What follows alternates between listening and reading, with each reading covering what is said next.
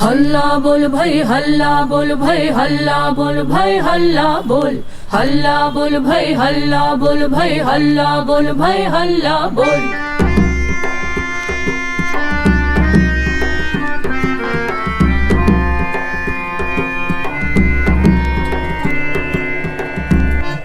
हल्ला बोल, सफदर हाशमी की मौत और जिंदगी। हल्ला बोल भाई हल्ला बोल भाई हल्ला बोल भाई हल्ला बोल हल्ला बोल भाई हल्ला बोल भाई हल्ला बोल भाई हल्ला बोल। 80 के दशक का मध्य। सांप्रदायिक सद्भाव समिति। 31 अक्टूबर 1984 को प्रधानमंत्री इंदिरा गांधी की उनके अंगरक्षकों ने हत्या कर दी। इस घटना के बाद 4 दिन तक दिल्ली में भयानक रक्तपात हुआ। इस सिख विरोधी दंगे में 3000 से ज्यादा लोगों की जान गई। इस हिंसा ने अपने समाज के बारे में, हिंदू सिख संबंधों के बारे में, दिल्ली शहर के मिजाज के बारे में और कांग्रेस पार्टी के बारे में लंबे समय से चली आ रही मान्यताओं और सोच को तार तार कर दिया। हजारों सिखों को भागकर शहर के विभिन्न इलाकों में खोले गए रिफ्यूजी कैंप्स में शरण लेनी पड़ी थी। न जाने कितने परिवारों के प्रियजन नहीं रहे। असंख्य लोगों के घर और कारोबार खत्म हो गए। इस भयानक जनसंहार के बाद दिल्ली विश्वविद्यालय के नॉर्थ कैंपस में पहला शांति मार्च निकाला गया। अभी आग थमी नहीं थी और जख्म ताजा थे। सैकड़ों, शायद हजारों लोगों का यह जुलूस कैंपस के हर कॉलेज से होते हुए खालसा कॉलेज के सामने जाकर एक जनसभा में बदल गया। जब सभा शुरू हुई तो भीड़ कई हजार में पहुंच चुकी थी। मेजबान खालसा कॉलेज के विद्यार्थी, जिनमें जाहिर है सिखों की बहुतायत थी, बड़ी तादाद में जुट गए थे। इनमें से बहुत सारे नौजवानों में गुस्सा था। उनकी आंखों से चिंगारियां फूटती थी। उनके दिलों में दर्द था, नफरत थी और दुख भी।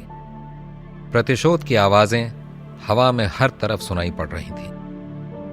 भाषणों का सिलसिला शुरू होने से पहले परचम के साथियों को माइक पर गीत गाने थे, लेकिन ऐसे माहौल में कोई गाए तो कैसे गाए?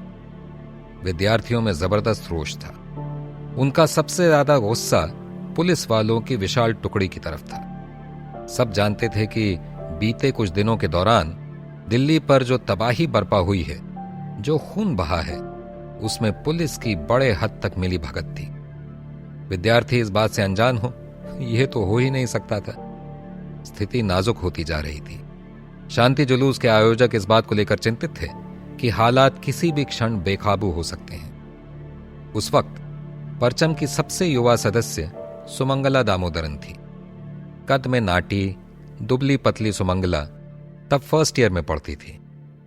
सफदर ने उसे माइक थमाया। उसने सुमंगला से कहा, चलो जाने वाले सिपाही गाओ।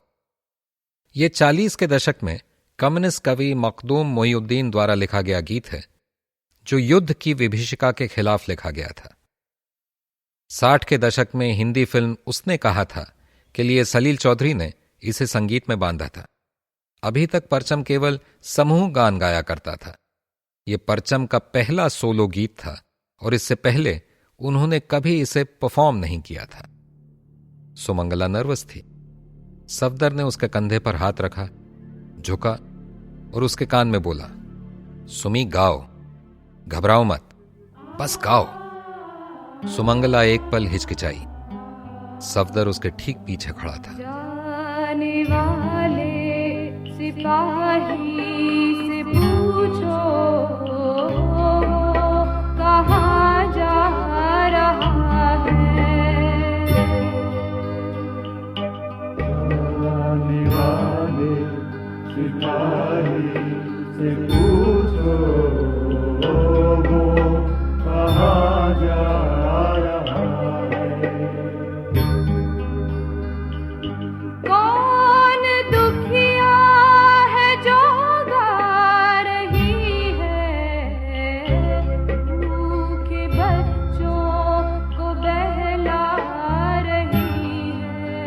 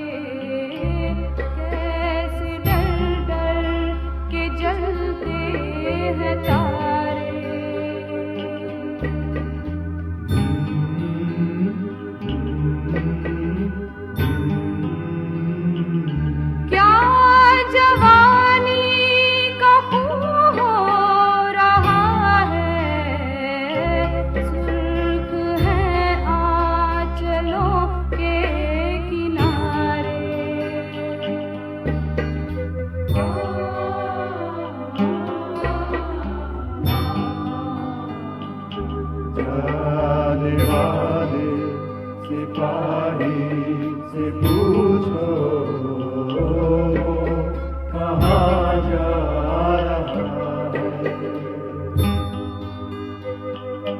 गिर रहा है सिपाही का डेरा, हो रहा है मेरी जान सवेरा।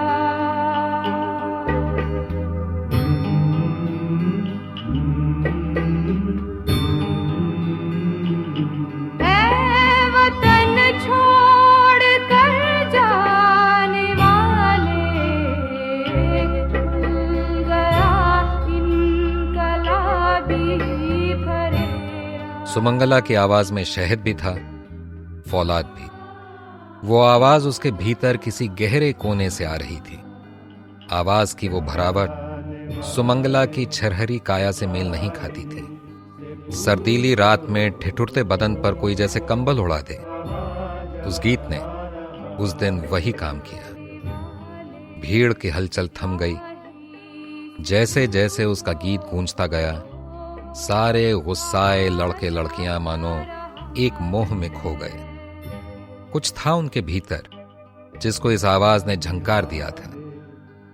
श्रोताओं में कोई सुबकने लगा, फिर किसी और के होठ लर्जे, फिर किसी और के। एक आध मिनट के भीतर न जाने कितने लोग सुबकने लगे, औरतें भी और आदमी भी। जो नहीं रो रहे थे वे भी भावनाओं के ज्वार में डूब रहे थे। शायद ही किसी की आंख खुश्क रही हो। जो पुलिस वाले चंद मिनट पहले एक्शन के लिए कमर कसे खड़े थे, वे भी माहौल के इस कदर बदल जाने को देखकर अचंभे में थे। अजीब और गरीब पल था। एक मुस्लिम नाम वाले हैदराबादी कम्युनिस्ट शायर का लिखा 40 साल पुराना गीत, जिसे 25 साल पहले एक बंगाली ने संगीतबद्ध किया। हिंदू नाम वाली एक नौजवान मलयाली लड़की द्वारा गाए जा रहे इस युद्ध विरोधी गीत ने सांप्रदायिक सफाई की जहरीली हवा में सांस ले रहे हिंदू और सिख नौजवानों के लिए जैसे जहर मार का काम किया। बात कहां शुरू हुई, उसने कहां दम लिया, आगाज कहां, अंजाम कहां, कुछ मेल न खाता था। दशकों बाद एक विपदा के मारे दुखियारों के दिल का दर्द दूसरी विपदा के मारों के दिल की आवाज बना। मानो किसी पुराने सफ़े पर आंसुओं की बूंद गिरी और स्याही, पानी और नमक एकमेक हो गए।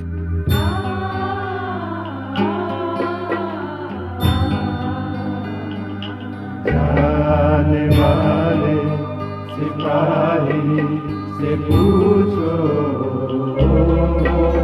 कहाँ जा रहा है। 2 साल बाद 18 दिसंबर 1986 को हजारों लोगों के साथ मैं भी सांप्रदायिक सद्भाव के लिए निकाले गए पीपल्स मार्च में हिस्सा लेते हुए दिल्ली की सड़कों से गुजर रहा था। दिल्ली की भयंकर ठंड की परवाह किए बगैर हजारों बच्चों, बूढ़ों और नौजवानों का जैसे एक सैलाब सड़कों पर उमड़ आया था और उस सर्द फिजा में उनके भरपूर और जोशीले नारों ने एक अजीब गर्मी पैदा कर दी थी। अवामी मार्च को देखकर स्तब्ध रह गए राह चलते। उन्हें लगा कि जो बात वो न जाने कब से कहना चाह रहे थे, आज उसे सरे बाजार पुरजोर नारों की शक्ल में दोहराया जा रहा है।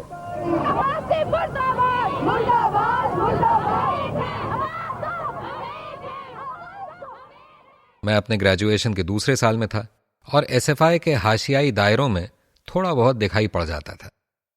जब तब एक्टिविज्म की दुनिया में आता जाता रहता था, मगर वास्तव में नाटक, फिल्में और तफरीह ही मेरे शौक थे। जब 1984 की सिख विरोधी हिंसा हुई, उस वक्त मैं स्कूल में ही था। इस हादसे ने बहुत सारे लोगों की तरह मुझे भी झंझोड़ कर रख दिया था। 1 नवंबर यानी इंदिरा गांधी के हत्या के अगले दिन हमारे घर अखबार नहीं आया। चूंकि हम जेएनयू कैंपस में रहा करते थे, जो उन दिनों दिल्ली के किनारे से दूर एक टापू सा था, इसलिए हमें कोई खबर नहीं थी कि शहर में क्या कुछ घट रहा है। बाबा ने मुझे अखबार लाने को कहा। मैं साइकिल पर निकल पड़ा। पेडल मारता गया, दूर दूर तक आंखें गड़ाए देखता रहा और अपने सामने उस विभत्स यथार्थ को घटते देखता चला गया। मुनीरका से गुजरा तो दुकानों की कतारें आग में धू धू जल रही थीं। वहां से रिंग रोड होता हुआ सफदरजंग अस्पताल की तरफ बढ़ा। वहां खून की प्यासी भीड़ ने भरी बस में से एक सिख आदमी को उतारा। वो जान बचाने भागा, भीड़ उसके पीछे। आगे मालविया नगर की तरफ गया, जहां मेरी गर्लफ्रेंड रहा करती थी। उसके मकान मालिक सिख थे। उसके घर तक पहुंचने के रास्ते में मैंने देखा कि लोगों ने टैक्सियां जला दी थीं। कुछ से अभी भी रह रहकर धुआं उठ रहा था। ये एक दर्दनाक सुबह थी। आने वाले हफ्तों में मेरी मां मुझे शरणार्थी शिविरों में लेकर गई, जहां मुझे सर्वाइवर्स की रोंगटे खड़े कर देने वाली एक से एक दहशतनाक कहानियां सुनने को मिली। 1986 के जुलूस तक आते आते मैं स्कूल में पढ़ने वाला मासूम लड़का नहीं रह गया था। हर घर भगवा छाएगा, रामराज फिर आएगा, हिंदुस्तान में रहना होगा, वंदे कहना होगा, एक ही नारा, एक ही नाम, जय श्री राम, जय श्री राम, एक ही नाम। मैं राम जन्मभूमि के नाम पर चलाए जा रहे नफरत की मुहिम को फैलते देख रहा था। विश्वविद्यालय कैंपस में आरएसएस के लोगों से मेरी मुठभेड़ें हो चुकी थी।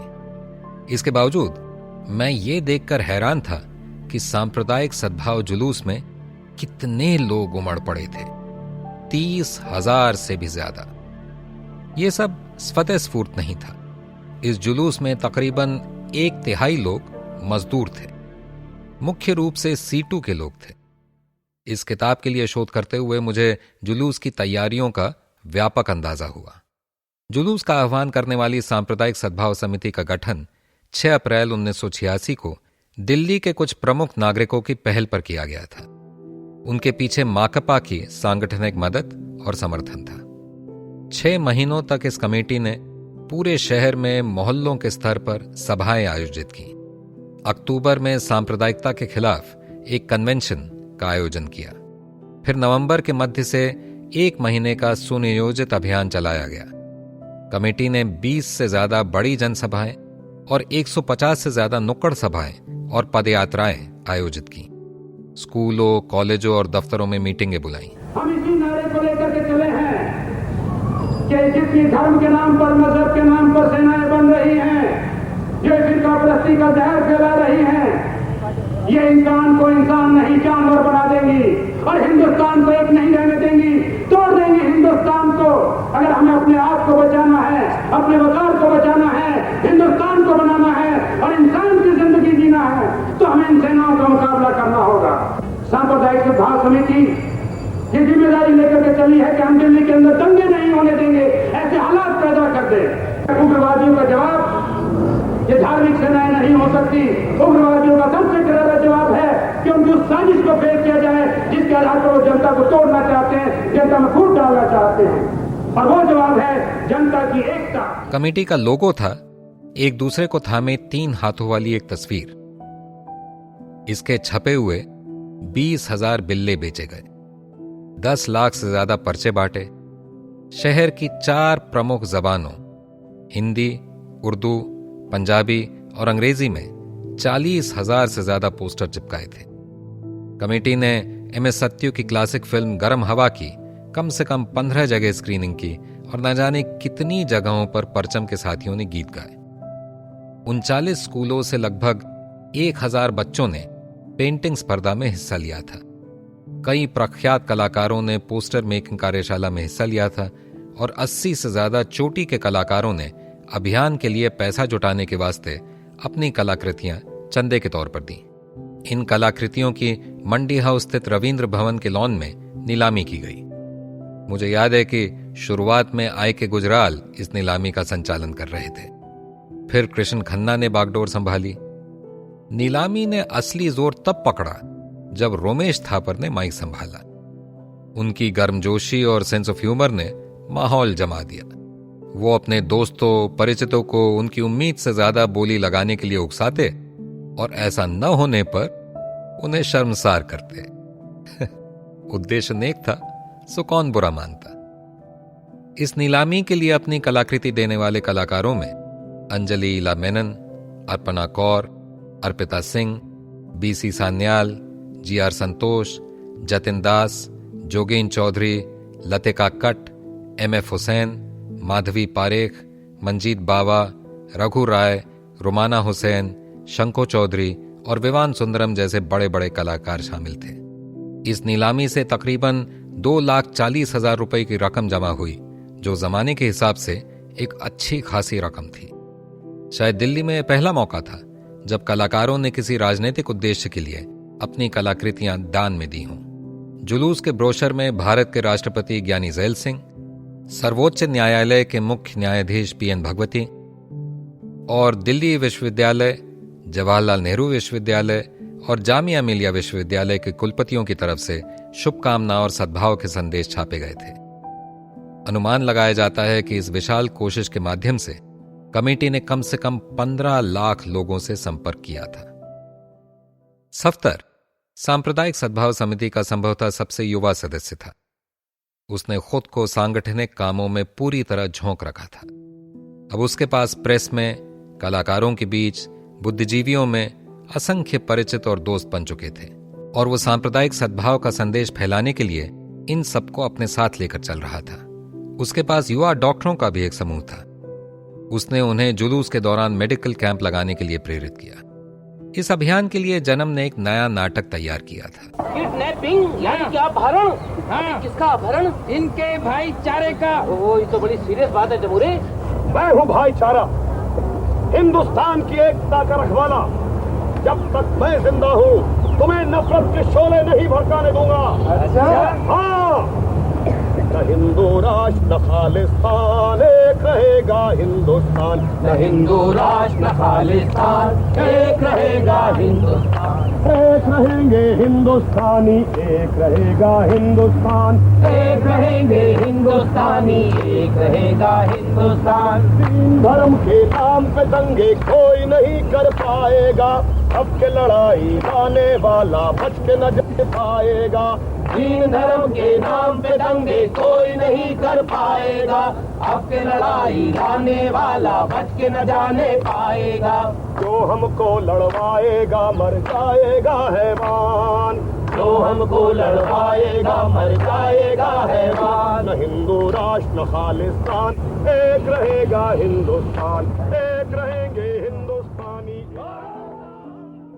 अपहरण भाईचारे का नामक ये नाटक सांप्रदायिकता पर जन्म का तीसरा नाटक था। इससे पहले हत्यारे और वीर जाग जरा तैयार किए जा चुके थे। इनमें से पहला नाटक 1979 के अलीगढ़ दंगों पर केंद्रित था और दूसरा पंजाब के हालात पर। जन्म ने अपहरण भाईचारे का की एक प्रीव्यू प्रस्तुति दोस्तों और कॉमरेड्स के लिए की। बबली गुप्ता कमेटी के अध्यापकों के समूह की सदस्य थी। बाद में उन्होंने इस प्रीव्यू परफॉर्मेंस के बारे में यूं लिखा। इस नाटक को उस वक्त द ग्रेट अमेरिकन सर्कस का नाम दिया गया था। इसके पहले संस्करण में यह बहुत असरदार नहीं था। कॉमरेड्स को लगता था कि सांप्रदायिकता के लिए केवल विदेशी ताकतों को जिम्मेदार ठहराया जा रहा है, जो कि वाजिब नहीं है। साम्राज्यवाद के साथ साथ घरेलू सांप्रदायिक एवं राजनीतिक ताकतों की भूमिका पर संतुलित ढंग से जोर नहीं दिया गया है। इससे भी ज्यादा कॉमरेड्स ने यह महसूस किया कि यह नाटक लोगों को भाईचारे के लिए संघर्ष करने को प्रेरित नहीं कर पाता। सफदर ने सबकी बात सुनी और कहा, ठीक है, संशोधित शो देखने के लिए 2 दिन बाद फिर आइएगा। इस छोटे से वक्फे में नाटक को सिरे से बदल दिया गया था। जन्म की टीम ने अपने नाटक को कितनी जल्दी और कितनी परिपक्वता के साथ बदल दिया था, यह देखकर मैं खुद हैरान थी। अब अमरीकी रिंग मास्टर के बजाय भाईचारा यह किरदार नाटक का केंद्र बिंदु बन गया था। वो कमेटी में सफदर की सांगठनिक भूमिका के बारे में कहती हैं, शांति मार्च की तैयारी के दौरान वो तरह तरह के काम करता हुआ सब जगह दिखाई पड़ता था। वो स्कूलों और कॉलेजों के प्रधानाचार्यों से उनके संस्थानों में मीटिंगें आयोजित करवा रहा था। हमारे जैसे वक्ताओं को वहां जाकर बोलने के लिए तैयार करता था, दर्शकों और श्रोताओं को जुटाता था। सफदर हर चीज के अगले मोर्चे पर था। फिर वो हमें आगे धकेलकर खुद पीछे हट जाता था और हर वक्त हमें यह भरोसा दिलाता रहता था कि हम कितने शानदार वक्ता हैं। जब हम उसकी तारीफ करते तो सफदर हंसी में बात उड़ा देता था। वो बेमिसाल प्रतिभा का मालिक था। पर निहायत बेखुद।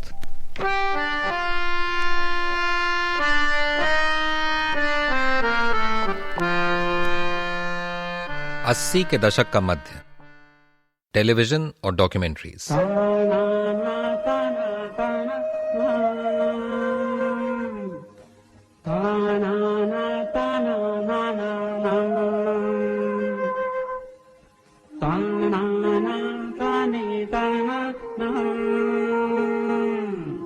दो फरवरी 1988 को सफदर ने गुरबीर सिंह गरेवाल के साथ वर्तमान फिल्म मेकर्स नाम के तहत डीड ऑफ पर्टिकुलर पार्टनरशिप पर दस्तखत किए। गुरबीर सिंह और सफदर खिलती कलियां पर काम कर चुके थे। यह दूरदर्शन द्वारा प्रसारित वयस्क साक्षरता पर 24 कड़ियों का धारावाहिक था। सफदर इस सीरियल का लेखक था और FTII से 1975 में निकले गरेवाल उसके निर्देशक थे।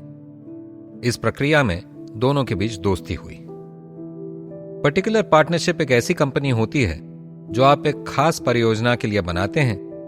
परियोजना खत्म होते ही वो अनुबंध भी खत्म हो जाता है। जो परियोजना सफदर और गुरबीर सोच रहे थे वो था सांप्रदायिक सद्भाव की थीम पर हिंदी में 13 कड़ियों का टेलीविजन सीरियल। 2 दिन बाद सफदर ने दूरदर्शन के तत्कालीन महानिदेशक भास्कर घोष को लिखा कि उसने सीरियल के लिए एक प्रस्ताव जमा कराया है और अगर आपको मेरा कॉन्सेप्ट और पहले एपिसोड का स्क्रीन प्ले पसंद आए तो चाहूंगा कि आप मुझे इस बात पर रोशनी डालने का मौका दें। मैं नहीं जानता कि उनकी मीटिंग हुई या नहीं। उम्मीद नाम के कामकाजी शीर्षक के तहत सोचे गए इस प्रस्तावित सीरियल की कहानी पंजाब के 2 परिवारों के इर्द गिर्द घूमती थी जो चरमपंथी हिंसा की वजह से तबाह हो चुके हैं। हरभजन सिंह फिलहाल खेती करता है मगर फौज में सिपाही रह चुका है। वो 1965 और 1971 के भारत पाकिस्तान युद्ध के मोर्चों पर लड़ चुका है। वो अपनी विधवा मां, पत्नी, विवाहित बेटी और बेटे के साथ रहता है। जुगल किशोर उसका घनिष्ठ दोस्त है। वो मिडिल स्कूल में पढ़ाया करता था और अब रिटायर हो चुका है।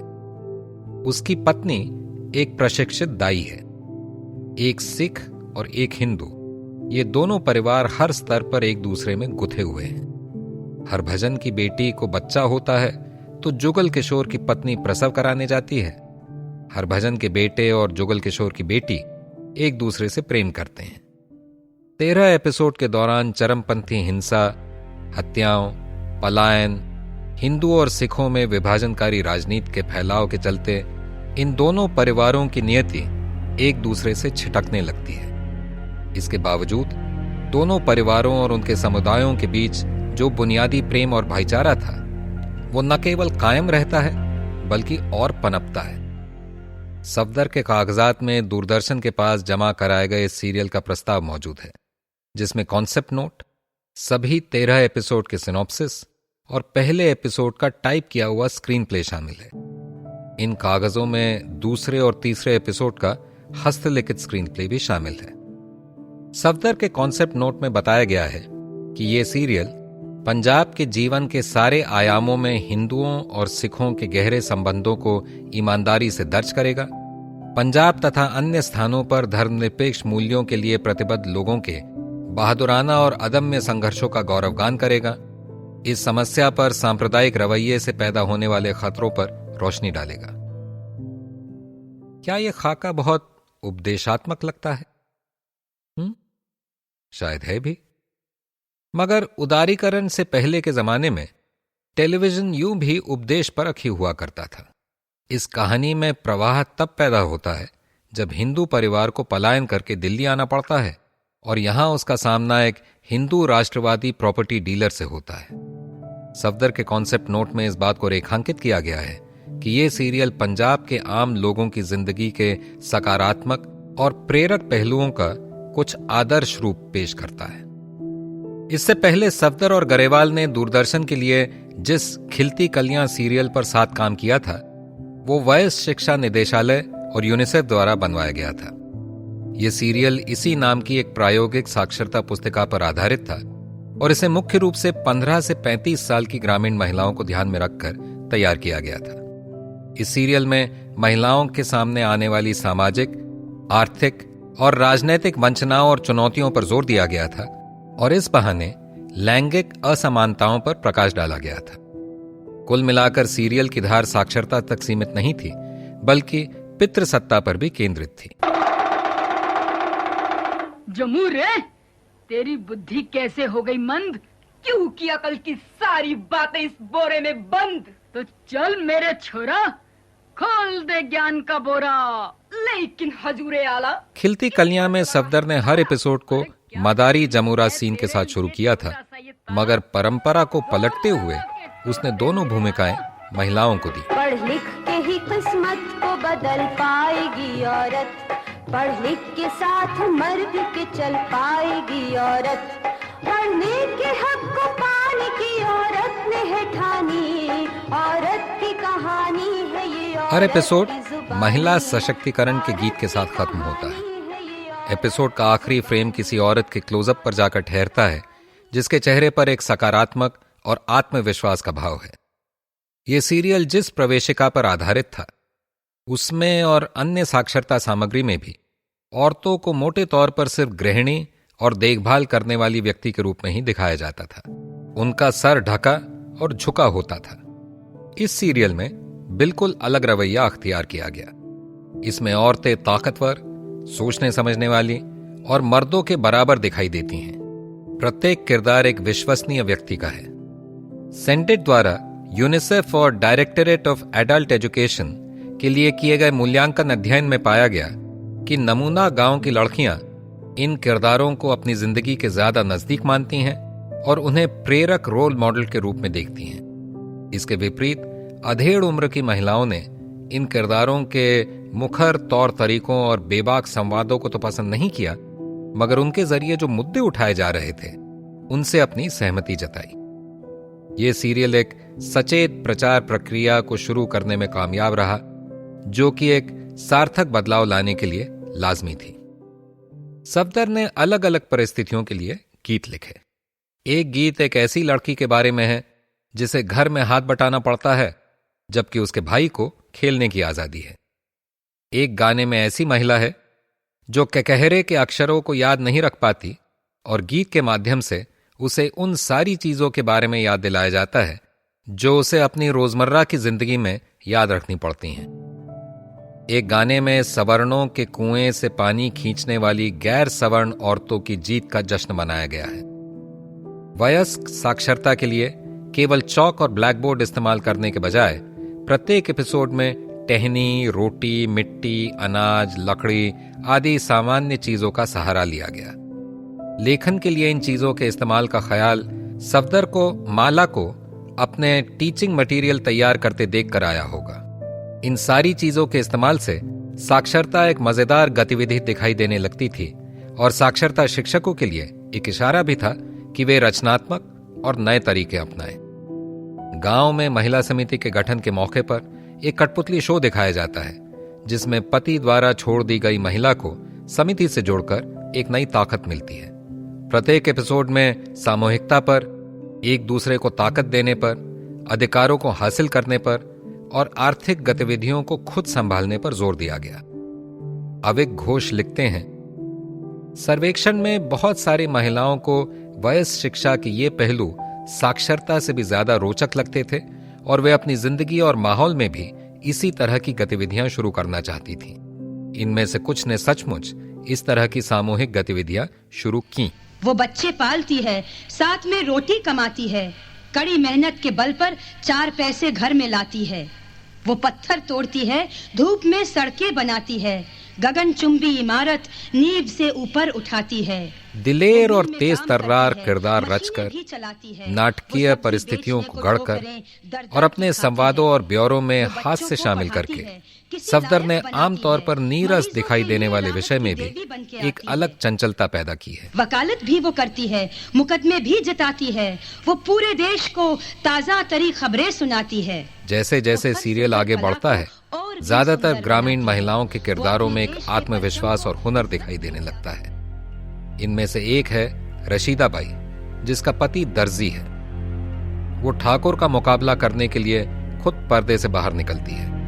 शहरी किरदार में ऐसी महिलाओं को दिखाया गया जो खुद अपने हालात से संघर्ष कर रही है। गांव और शहर की औरतों के बीच ये संबंध गरीब और निरक्षर ग्रामीण महिलाओं के प्रति किसी संरक्षण के भाव के बजाय एक गर्माहट, सम्मान और बहनापे का संबंध था। इस सीरियल के नैरेटिव का ड्रामा वर्ग, जाति और जेंडर आधारित टकरावों से पैदा होता है। कहानी का खलनायक एक जमींदार है जो प्रगतिशील ताकतों यानी स्वास्थ्यकर्मी, साक्षरता आंदोलन, किसान सभा और खेत मजदूर यूनियन आदि सबका विरोधी है। इस प्रकार यह सीरियल वयस्क साक्षरता को एक नौकरशाही कवायद की बजाय आर्थिक और सामाजिक स्तर पर उत्पीड़ित ग्रामीण महिलाओं के वास्तविक सशक्तिकरण का हिस्सा बना देता है। सफदर ब्राजीली मार्क्सवादी शिक्षाविद पाउलो फ्रेरे के नाम से भली भांति परिचित था। फ्रेरे की ऐतिहासिक किताब उत्पीड़ितों का शिक्षा शास्त्र यानी पेडागोजी ऑफ द ओप्रेस्ड अंग्रेजी में 1970 में प्रकाशित हुई थी। फ्रेरे चेतना निर्माण पर काफी जोर देते थे।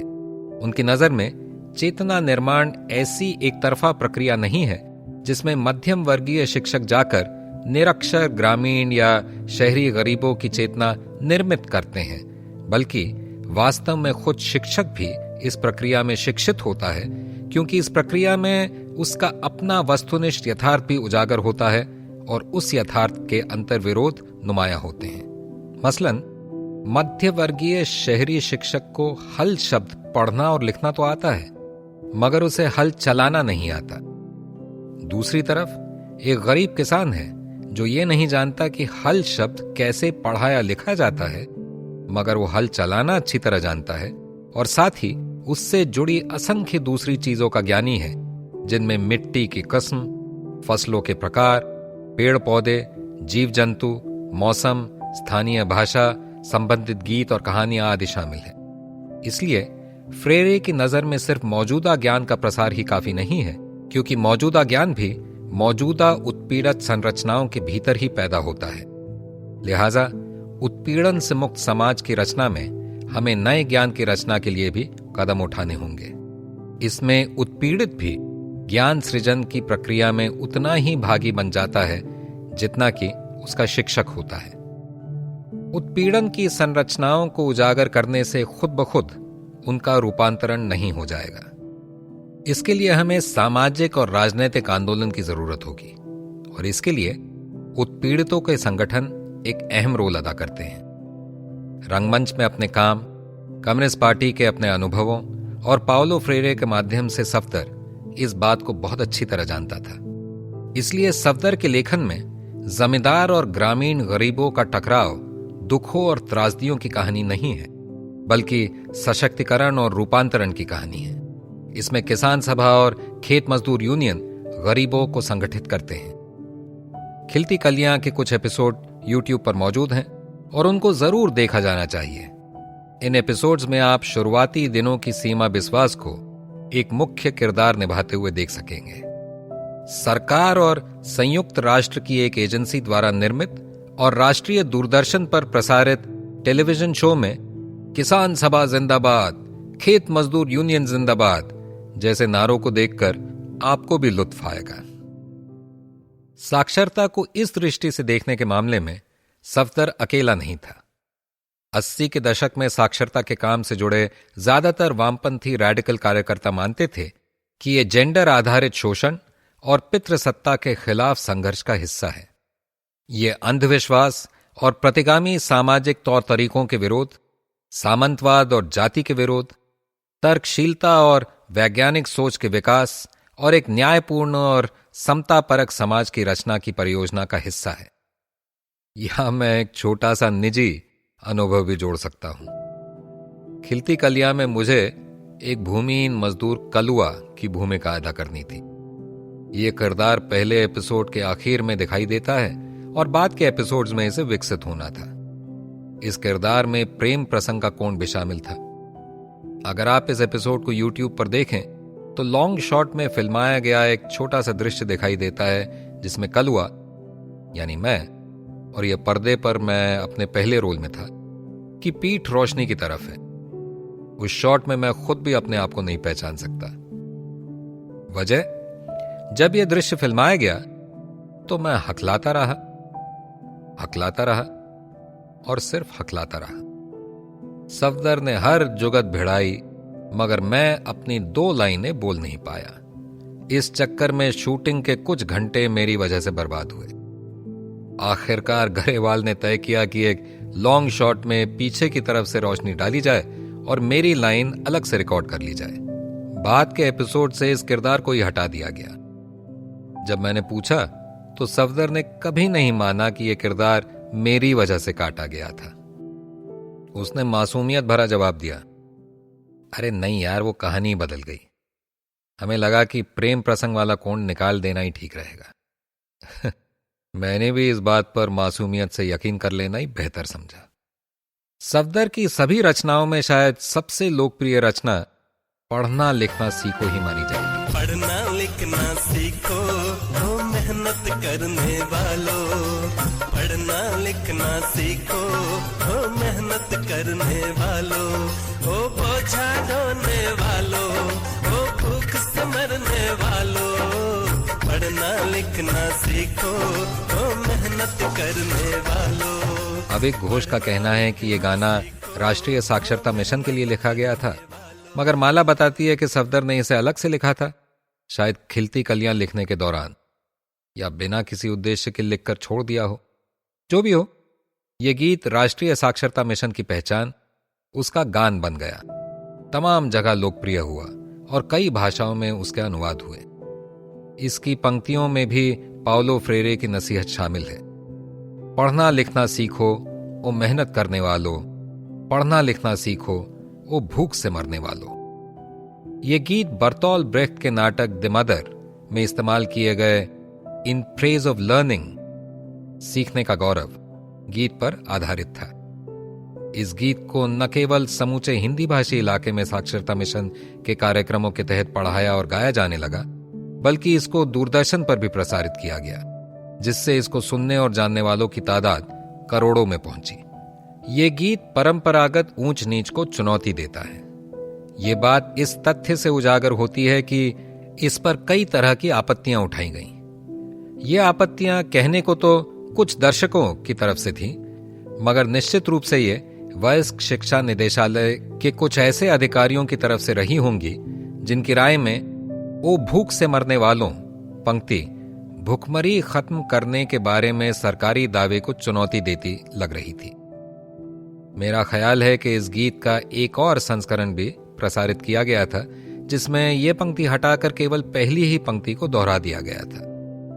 बहरहाल, जिस हिस्से में कटौती नहीं हुई वो ये था, पूछो मजदूरी की खातिर लोग भटकते क्यों हैं, पढ़ो तुम्हारी सूखी रोटी गिद्ध लपकते क्यों हैं, पूछो मां बहनों पर यूं बदमाश झपटते क्यों हैं, पढ़ो तुम्हारी मेहनत का फल सेठ गटकते क्यों हैं, पढ़ो लिखा है दीवारों पर मेहनत कश का नारा, पढ़ो पोस्टर क्या कहता है वो भी दोस्त तुम्हारा, पढ़ो अगर अंधे विश्वासों से पाना छुटकारा, पढ़ो किताबें कहती हैं सारा संसार तुम्हारा, पढ़ो कि हर मेहनतकश को उसका हक दिलवाना है, पढ़ो अगर इस देश को अपने ढंग से चलवाना है। गरीबी और भुखमरी का जिक्र आते ही जिन अफसरों की रातों की नींद उड़ गई थी, उन्हीं मूर्खों को पूंजीवाद और जेंडर आधारित शोषण और समाजवादी क्रांति के जिक्र और आह्वान से कोई दिक्कत नहीं हुई। पढ़ना लिखना सीखो को संपूर्ण साक्षरता अभियान और भारत ज्ञान विज्ञान समिति के कार्यकर्ताओं सहित साक्षरता संबंधी कार्य कर रहे तमाम लोगों ने खुद ब खुद अपनाया। यह गाना नई दिल्ली नगरपालिका के स्कूलों में सिखाया जाने लगा। इस गीत की अपील केवल साक्षरता अभियान तक सीमित नहीं थी। असल में इस गीत ने आम लोगों के दिलो दिमाग को छुआ था। इस प्रकार यह ऐसा दुर्लभ गीत है जिसने सरकारी होते हुए भी अपने दम पर एक अलग तरह की लोकप्रियता हासिल की। 1985 में नवस्थापित मैस कम्युनिकेशन रिसर्च सेंटर यानी जामिया मिलिया इस्लामिया के MCRC के 6 स्नातकों ने मिलकर मीडिया स्टॉर्म नाम से एक फिल्म मेकिंग कलेक्टिव बनाया था। ये लोग थे शिखा झिंगन, सबीना गैडी होक, सबीना किदवई, रंजनी मजुमदार, सोहिनी घोष और चारू गार्गी। मेरे ख्याल में यह भारत का पहला डॉक्यूमेंट्री कलेक्टिव था और चूंकि इसमें सिर्फ लड़कियां थीं, इस लिहाज से भी अनोखा प्रयास था। मीडिया स्टॉर्म ने 3 फिल्में बनाई। 1986 में इन सेक्युलर इंडिया, 1988 में फ्रॉम द बर्निंग एम्बर्स और 1991 में whose country is it anyway. Sohini, वही जिसे सफदर ने एक जमाने में फिल्मों के बक्से दिए थे, याद करती हैं। इन सेक्युलर इंडिया शाहबानो जजमेंट और उसके नतीजों पर केंद्रित फिल्म थी। यह फिल्म एमसीआरसी के संस्थापक अनवर जमाल किदवई के प्रोत्साहन से स्टूडेंट प्रोजेक्ट के रूप में शुरू हुई थी। जल्दी ही हमें इस प्रोजेक्ट को एक स्वतंत्र फिल्म के रूप में लेना पड़ा, क्योंकि विश्वविद्यालय ने मुस्लिम विमेंस बिल पर एक अलग पोजीशन ले ली थी। एजे किदवई ने हमें माइक पांडे जैसे दूसरे स्वतंत्र फिल्मकारों से इस फिल्म के लिए मदद दिलाई। जब शूटिंग पूरी हो गई तो हमने सफदर से एक गीत लिखने के लिए कहा, जो मुस्लिम विमेंस बिल के नतीजों को झेल रही एक गरीब मुस्लिम औरत की कहानी बयान करे। सफदर ने कहा कि उसने इससे पहले कभी कोई स्वतंत्र गीत नहीं लिखा था, यानी ऐसा गीत जो किसी नाटक का हिस्सा न हो। हम अपने आग्रह पर डटे रहे। आखिरकार उसने एक बहुत सुंदर वृतांतपरक गाना लिखा, जिसमें हमारी फिल्म का मूल भाव बहुत सटीक ढंग से जज्ब हो गया। रंजनी को याद है कि किस तरह 2 या 3 दिन तक सफदर उस गाने से जूझता रहा और फिर अचानक वो मुकम्मल हो गया था। ये गाना अपने आप बहता है। उसने ये गीत ढाबे में बैठकर लिखा था, चाय की चुस्कियां लेते हुए, जबकि हम बाकी लोग एमसीआरसी में अपने फाइनल प्रोजेक्ट खत्म करने में लगे हुए थे। उसने फ्रॉम द बर्निंग एम्बर्स के लिए भी 3 ताकतवर गीत लिखे थे। यह फिल्म मीडिया स्टॉर्म की दूसरी फिल्म थी, जो देवराला में रूप कंवर के सती होने की घटना पर आधारित थी। इस फिल्म में जन्म को भी सती प्रथा पर एक नाटक खेलते हुए दिखाया गया है। यह नाटक कालिंदी देशपांडे ने लिखा था और माला ने रूप कंवर की भूमिका निभाई थी। सोहिनी बताती हैं कि जैसे जैसे समय बीता, सफदर एमसीआरसी में एक रेगुलर फिगर बन गया था। इन्हीं सालों में रंजनी ने भोपाल गैस ट्रेजेडी पर एक स्टूडियो एक्सरसाइज शूट की थी, जिसमें दिल्ली साइंस फोरम के प्रबीर पुरकायस्त और सफदर को चर्चा के लिए अतिथि वक्ताओं के रूप में आमंत्रित किया था। सफदर ने एमसीआरसी में 1 साल नुक्कड़ नाटक मॉड्यूल भी पढ़ाया। बाद में 1993-94 में 1 साल माला ने और उसके बाद 1 दशक तक मैंने वही मॉड्यूल पढ़ाया। 1987 में सफदर ने पीटीआई टीवी के लिए 5 मिनट नाम से एक सीरीज की रूपरेखा लिखी। इसके लेखन और निर्देशन का जिम्मा सफदर को ही संभालना था। जैसे कि नाम से ही पता चलता है, ये संक्षिप्त 5 मिनट की फिल्में होनी थीं, जो एक परिवार के इर्द गिर्द घूमती थीं। हर एपिसोड में केवल एक मुद्दा उठाया जाना था और हर एपिसोड में एक अतिथि कलाकार को आना था। जब सफदर ने जून 1987 में जेएनयू से सटे मुनीरका के एक फ्लैट में इसका पायलट एपिसोड शूट किया, तो मैं भी वहां मौजूद था। इस पूरे प्रकरण में मुझे कुछ खास करना नहीं था। सफदर ने मुझे बस इतना कहा था कि अगर मुझे शूटिंग देखने का मन हो तो मैं आ सकता हूं। मेरे पास और कुछ करने को था भी नहीं, तो मैं शूटिंग देखने ही चला गया। यह एपिसोड रात भर में शूट किया गया और अगले दिन उसका संपादन किया गया। इस तरह सफदर ने 24 घंटे लगातार काम किया। इससे पहले मैंने किसी को इतनी देर तक बिना रुके काम करते नहीं देखा था, जबकि मुझे संपादन के दौरान अपनी आंखें खुली रखने में जबरदस्त मुश्किल पेश आ रही थी। जहां तक मुझे याद पड़ता है, ये सीरीज एक ऐसे परिवार के इर्द गिर्द घूमती थी जिसमें माता पिता, उनके 2 बच्चे और बच्चों की दादी सब साथ में रहते हैं। पिता की भूमिका मनीष ने और देश के पहले सोप ओपेरा हम लोग की कामयाबी से अभिभूत लवलीन मिश्रा ने बेटी की भूमिका निभाई थी। पायलट एपिसोड इस बारे में था कि हमारे समाज में बुजुर्ग किस तरह खुद को बेकार महसूस करने लगते हैं। इस एपिसोड में वीरेंद्र सक्सेना अतिथि कलाकार थे, जिन्होंने साल भर पहले भीष्म साहनी के उपन्यास तमस पर आधारित गोविंद निहलानी के सीरियल में जरनैल सिंह की भूमिका निभाकर अपने अभिनय की धाक जमाई। सफदर वीरेंद्र सक्सेना को उनके थिएटर के दिनों से जानता था। मेरे ख्याल में पायलट एपिसोड मंजूर हो गया था, मगर मुझे पक्का पता नहीं कि यह सीरीज कभी तैयार क्यों नहीं हुई। इस तरह 1985 से 1988 के बीच सफदर वीडियो और टेलीविजन में बड़े पैमाने पर काम करता रहा। इन 3 सालों में उसने स्क्रिप्ट राइटर, गीत लेखक और वॉइस ओवर आर्टिस्ट के तौर पर अलग अलग अवधि वाली कम से कम 13 डॉक्यूमेंट्रीज में काम किया था। ये सभी डॉक्यूमेंट्रीज दूरदर्शन के लिए बनाई गई थीं। इनमें चैपलिन, आइंस्टाइन और नेहरू जैसी प्रगतिशील शख्सियतों और शेक्सपियर आदि पर 5-5 मिनट की छोटी छोटी फिल्में शामिल थीं और वाइल्ड लाइफ फिल्म फेस्टिवल जैसे बिल्कुल अलहदा विषयों पर बनी फिल्में थीं। इनमें ऊर्जा, विश्व शांति, ग्रामीण भारत और प्रथम स्वतंत्रता संग्राम जैसे विविध विषयों पर बनी फिल्में थीं। इसके अलावा उसने विभिन्न एजेंसियों के लिए बनाई गई डॉक्यूमेंट्रीज में अपनी आवाज दी। कुछ डॉक्यूमेंट्रीज का निर्देशन भी किया। इनमें से एक डॉक्यूमेंट्री सांप्रदायिक सद्भाव समिति द्वारा बनाई गई मिल के चलो और एक डॉक्यूमेंट्री दिल्ली साइंस फोरम के लिए बनाई गई रोक पुराण थी। भारत में होम वीडियो अथवा VHS तकनीक के ये शुरुआती साल थे। ये तकनीक जापान में शुरू हुई थी और 70 के दशक के आखिर में अमेरिका और यूरोप में काफी लोकप्रिय हुई थी। इस तकनीक ने वीडियो को अचानक एक उपभोक्ता वस्तु में तब्दील कर दिया था। अब कैमरे छोटे, ज्यादा पोर्टेबल और सस्ते हो गए थे। आप टेप में वीडियो रिकॉर्ड करके उसे संभाल कर रख सकते थे, उसको कभी भी देख सकते थे। संगीत की तरह वीडियो भी लोगों के निजी संग्रह का हिस्सा बनने लगा था।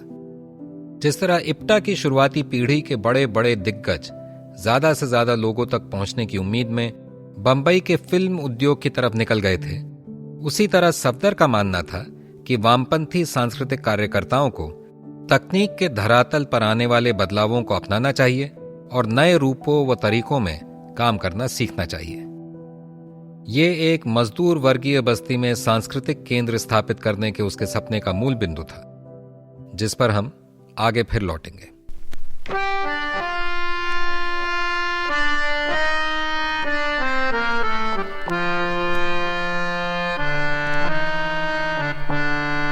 बोल हल्ला बोल, बोल हल्ला बोल, बोल हल्ला बोल, बोल हल्ला बोल, बोल हल्ला बोल, बोल हल्ला बोल, बोल हल्ला बोल, बोल हल्ला बोल, बोल हल्ला बोल, बोल हल्ला बोल, बोल हल्ला बोल, बोल हल्ला बोल। हल्ला बोल सफदर हाशमी की मौत और जिंदगी के लेखक हैं सुधन्वा देशपांडे। मूल अंग्रेजी से हिंदुस्तानी अनुवाद योगेंद्र दत्त। इस किताब के अंग्रेजी प्रकाशक हैं लेफ्टवर्ड बुक्स और हिंदी प्रकाशक हैं वाम प्रकाशन। इस पॉडकास्ट के प्रोडक्शन असिस्टेंट हैं Himanshu Singh, sound editor Dhruv Rai, photographer Tapesh Sharma, graphic design Sharna Dastur. Podcast की रिकॉर्डिंग हर्ट साउंड स्टूडियो नई दिल्ली में हुई है। साउंड रिकॉर्डिंग और मास्टरिंग मोहम्मद हसन सिद्दीकी उर्फ हसन भाई। Signature tune MD Pallavi. Audio interviews के लिए आभार जननाट्य मंच और सुधन्वा देशपांडे। अन्य आभार काजल घोष, परचम, जननाट्य मंच, बैफुट, समीरा अयंगर, विनूता माल्या, हसन भाई का पूरा परिवार, अमृता सुभाष, रत्ना पाठक शाह और नसीरुद्दीन शाह। इस एपिसोड में आवाजें सफदर हाशमी, जोगिंदर शर्मा, सुधन्वा देशपांडे और सानिया हाशमी। पॉडकास्ट के निर्देशक हैं आशीष पालीवाल और सुधन्वा देशपांडे और निर्माता हैं आशीष पालीवाल।